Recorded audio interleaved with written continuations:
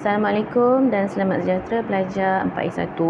So hari ini kita akan mengkaji perbezaan sifat sebatian ion dan juga sebatian kovalen.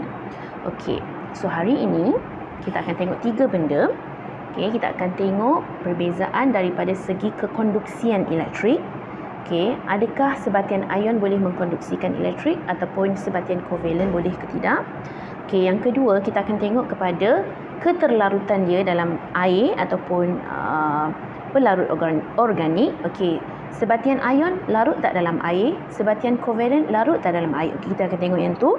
Yang ketiga, okey, takat lebur dan takat didih sebatian ion dan juga sebatian kovalen. Okey, so ingat saya imbas kembali sebatian ion.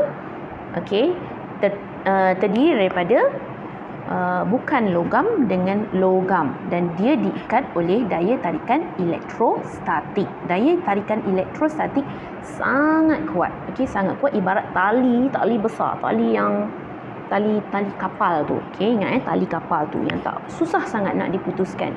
Okey, ikatan kovalen antara bukan logam dengan bukan logam.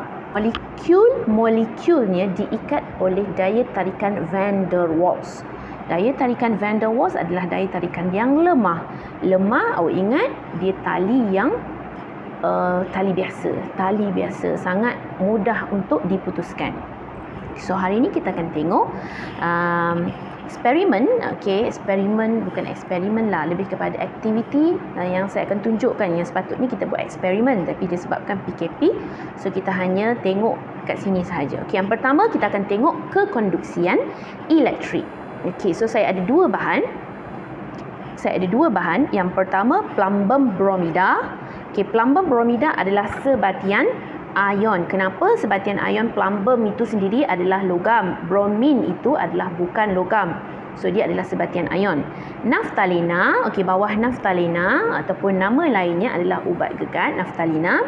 Okey, jadi daripada C dengan H. C awak tahu dia bukan logam, H pun bukan logam. Kita uji dua ni. Ini sebatian ion. Okey, ini sebatian kovalen. Okey, so mari kita tengok dalam eksperimen ini. Okey, saya ada set elektrolisis ni. Okey, dalam mangkuk pija ni saya letakkan yang pertama plumbum bromida. Okey, plumbum bromida ini adalah sebatian ion. Okey, saya letakkan dua elektrod karbon dan kemudian kita pasangkan set elektrolisis ni, kita tutup switchnya. Okey, maksud saya tutup adalah lengkapkan switchnya. Okey, kita ada bateri. Okey, menyala tak mentol dekat sini? Okey, adakah plumbum bromida ini boleh mengalirkan arus elektrik? Adakah boleh menyalakan mentol? Okey, so mari kita tengok kat bawahnya. Alright. So di dalam keadaan plumbum bromida iaitu sebatian ion tadi, dalam keadaan pepejal, okey, dia punya mentol tak menyala. Tetapi dalam keadaan leburan, okey, dia menyala. Dalam keadaan leburan, apa maksud leburan? Maksudnya kita leburkan plumbum bromida tadi, menyala. Okey. Kenapa? Mari kita tengok kenapa. Okey, so tengok you all sini, boleh tengok dalam buku teks. Okey, kenapa dalam keadaan pepejal dia tidak boleh menyalakan mentol? Okey, nampak ni dalam keadaan pepejal ni plumbum bromida tadi dia terikat, okey, dia terikat oleh daya elektrostatik ataupun tarikan elektrostatik yang sangat kuat, charge-nya. So charge ni tidak boleh bergerak. Okey, dengar kalau charge tidak boleh bergerak, maksudnya ion plus dengan minus tu tak boleh bergerak. Okey, maksudnya tiada sepatutnya kan, untuk satu mentol itu menyala sepatutnya ada elektron yang mengalir di dalam lita ini ada elektron. Macam mana elektron itu nak mengalir? Sepatutnya daripada charge dekat sini, dekat Pb2 plus dengan Br minus ini tadi, plumbum bromida ni tadi. So plumbum bromida ini tadi dia sepatutnya dia bergerak bebas, freely moving ion. Tetapi dalam keadaan pepejal dia tidak bergerak bebas. Bila dia tidak bergerak bebas, makanya tiadalah ion-ion ataupun tiada elektron yang mengalir dalam lita ni. Bila tiada elektron, maka mentol ini tidak boleh menyala. Ingat, untuk dapatkan satu mentol yang menyala mesti ada freely moving ion. Ada freely moving ion. Bila ion-ion ini terikat dalam keadaan pepejal, dia duduk rapat-rapat, dia tak boleh bergerak bebas. Dia tidak boleh bergerak bebas, maka dia terikat duduk dekat situ saja dan dia diikat oleh daya elektrostatik yang kuat. Makanya elektron tidak boleh bergerak bebas. Okey, dan tiadalah mentol menyala. Okey, tidak boleh mengkonduksikan elektrik dalam keadaan pepejal. Tapi dalam keadaan leburan, ion dapat bergerak secara bebas kerana daya tarikan elektrostatik telah diatasi. Boleh bergerak bebas. Makanya ada freely moving ion. So bila ada freely moving ion dan boleh bergerak bebas, bolehlah mengkonduksikan elektrik. Seterusnya kita akan tengok sebatian kovalent. Sebatian kovalent dalam keadaan pepejal dia masih juga tidak menyala, dan dalam keadaan leburan juga dia tidak menyala. Maksudnya kalau kita tukarkan plumbum bromida ini tadi dengan naftalena, iaitu sebatian kovalent, masih juga tidak menyala mentol kalau dalam keadaan pepejal. Kalau kita leburkan dia, faham tak leburkan dia? Pepejal tadi kita leburkan dia dengan panas je. Kita tak bubuh air pun, kita leburkan dia pun tidak menyala. Kenapakah dia jadi macam itu? Kerana ingat sebatian kovalent. Sebatian kovalent, molekul dalam sebatian kovalent yang nampak, sebatian kovalent dia tidak ada charge.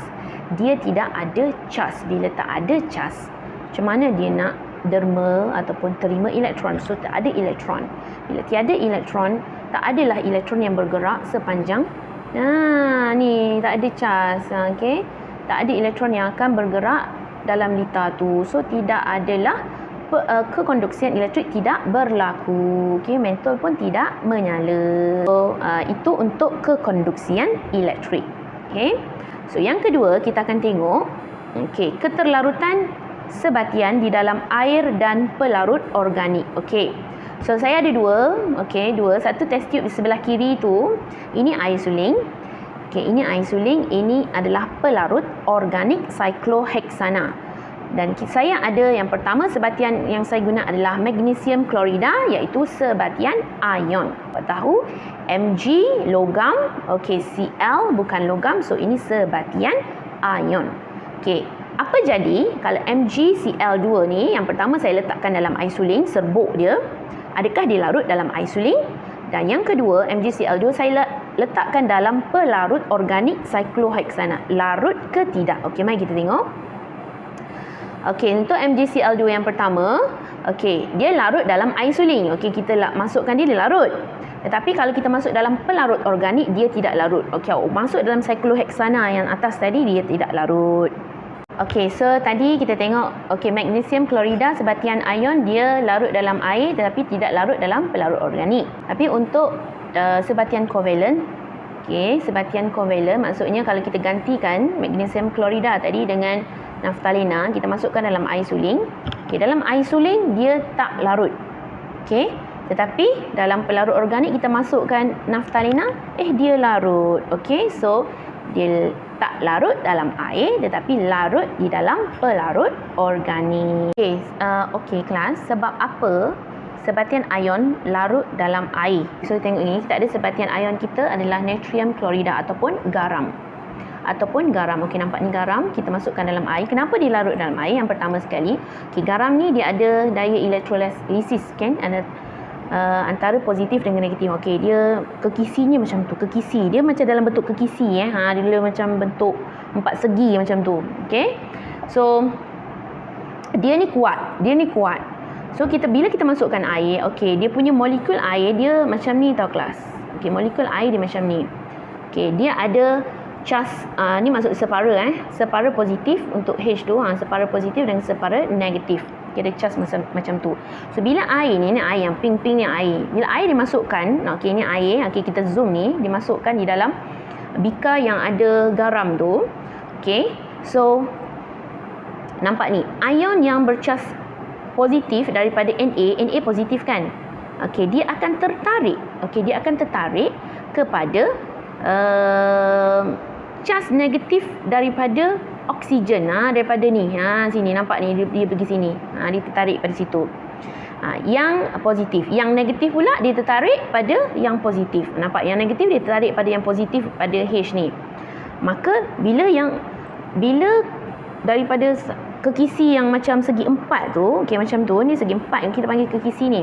Okey, dia positif dengan negatif dia tertarik, makanya dia dah terlerai. Okey, terlerai. Bila terlerai, dia bolehlah larut dalam air. Nampak, dia bolehlah larut dalam air. Okey, maksudnya tak jadilah seketul kekisi natrium klorida. Okey. Dan kenapa? Okey, sebatian ion iaitu natrium klorida ni kita masukkan dalam pelarut organik iaitu cyclohexana tadi, dia tidak larut. Faham? Okey, sebab dalam larut organik cyclohexana tadi dia tidak dapat mengatasi daya tarikan elektrostatik dalam natrium klorida. Tak dapat nak atasi. Dia tak dapat nak atasi. Macam air dapat leraikan daya elektrostatik ini. Negatif pergi kepada H, positif natrium pergi kepada O. Dia dapat leraikan. Tetapi dalam pelarut organik tak dapat nak leraikan daya elektrostatik. Makanya sebab itulah garam ataupun sebatian ion tidak larut dalam pelarut organik. Okey, itu yang pertama. Okey, yang kedua, kenapa sebatian kovalent dia larut dalam air tetapi tak larut dalam pelarut organik? Okey, yang pertama, sebatian kovalent dia bersifat neutral. Dia tak ada bawa charge kan. Dia tak bawa charge kan sebatian kovalent. Makanya bila tak bawa charge dia bolehlah larut dalam pelarut organik. Okey, dia bolehlah larut dalam pelarut organik. Okey, sebab tak ada charge yang kita nak leraikan dia. Okey. Tapi tidak larut dalam air. Seterusnya yang terakhir kita akan tengok takat lebur dan takat didih sebatian. Okey. Apa jadi? Okey, yang pertama sekali apabila kita masukkan sebatian ion iaitu magnesium klorida dalam air suling dan kita panaskan dia, adakah dia larut dengan cepat? Okey. Ataupun yang kedua kita gunakan sebatian kovalent naftalina. Okey, test tube yang kedua kita gunakan sebatian kovalent, ini sebatian ion. Kita masukkan dalam air suling, kita didihkan dia, adakah dia larut dengan cepat dan didih dengan cepat? Okey. So mari kita tengok pemerhatian dia. Okey. Untuk sebatian ion, sebatian ion, nampak takat lebur dan takat didihnya tinggi. Maksudnya dia lama untuk larut. Okey, dia lama untuk larut. Sebab apa? Lama dia boleh larut dan juga lama dia nak boleh didih. Lama takat lebur dan takat didihnya tinggi, sangat tinggi. Kenapa? Okey, so kerana ion-ion dalam sebatian ion ini diikat oleh daya elektrostatik yang kuat. Ingat, daya elektrostatik yang kuat. Dia charge positif dengan negatif dia sangat kuat. Bondingnya sangat kuat. Okey? Melekat, tahu melekat, positif negatif dia melekat. Okey. Dan lebih banyak tenaga diperlukan untuk memutuskan ikatan. Sebab itu lebur dan juga takat didihnya yang tinggi. Okey. Untuk naftalina sebatian kovalent, okey, saya kata dia macam ikatan yang lemah. Bila ikatan lemah, takat leburnya rendah. Senang nak leburkan dia. Okey, dan takat leburnya rendah, takat didihnya pun rendah. Okey, cepat je dia boleh didih. Sekejap je didih. Okey, kenapa? Okey, kerana molekul van der Waals ni diikat oleh daya molekul dalam sebatian kovalent ni. Okey, molekul-molekulnya diikat oleh tali yang lemah. Okey, lemah, senang nak putus dan tenaga diperlukan sangat sedikit untuk putuskan ikatan antara molekul-molekul ini. Okey, mari kita tengok. Okey, ini untuk sebatian ion atas tu. Okey. Yang kiri tu nampak positif dan negatif. Dia terikat sangat kuat. Daya tarikannya sangat kuat. Okey, nampak ni positif dengan negatif daya tarikan. Macam awak lah, positif awak tertarik dengan lelaki. Tertarik. Okey, tertarik sangat lelaki. Adakah awak takkan tertarik dengan lelaki? Mesti awak akan tertarik sampai bibir ke? Ataupun awak memang akan tertarik dengan perempuan je? No kan?